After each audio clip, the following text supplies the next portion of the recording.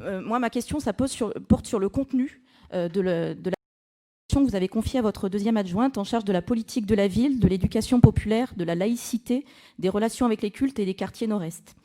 Donc, comme je suis très attachée au principe de la laïcité, je voudrais vous féliciter, monsieur le maire, de faire apparaître ce principe en tant que tel dans les compétences déléguées. Il ne m'a pas échappé que vous aimez citer le rapporteur de la loi de 1905, Aristide Briand. Mais au-delà du bon mot ou de la jolie phrase qu'il faut retenir de son œuvre, c'est qu'il a su trouver la voie étroite pour ramener la concorde dans un pays profondément divisé, en se gardant de deux écueils, faire de la laïcité un outil anti-religieux ou la confondre avec une croyance. Or, la laïcité n'est pas une opinion parmi d'autres, mais la liberté d'en avoir une et de l'exprimer dans le respect de l'ordre public. Une délégation à la laïcité doit donc se suffire à elle-même. Dès lors, je voudrais vous demander pourquoi y a collé une délégation aux relations avec les cultes. Outre que cette délégation donne de fait une reconnaissance qui contredit le principe selon lequel la République ne reconnaît aucun culte, c'est inscrit à l'article 2 de la loi de 1905, se pose la question de ce qu'elle recouvre exactement comme attribution. Et c'est là que j'en viens à ma question.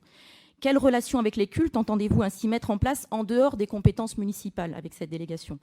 Une demande de construction d'un lieu de culte, par exemple, relèvera-t-elle de cette délégation ou de celle de l'adjoint à l'urbanisme ? Une demande de subvention d'une association cultuelle sera-t-elle traitée au même titre que celle de toute association, à l'aune des mêmes critères, ou relèvera-t-elle de cette délégation spéciale ?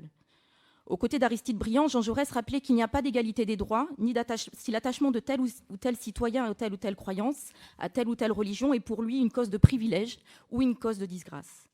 Sortir du droit commun municipal ce qui relève du culte créerait nécessairement une différence de traitement au seul regard de l'appartenance ou pas à une religion. Est-ce là la voie que vous avez choisie pour ce mandat, monsieur le maire ?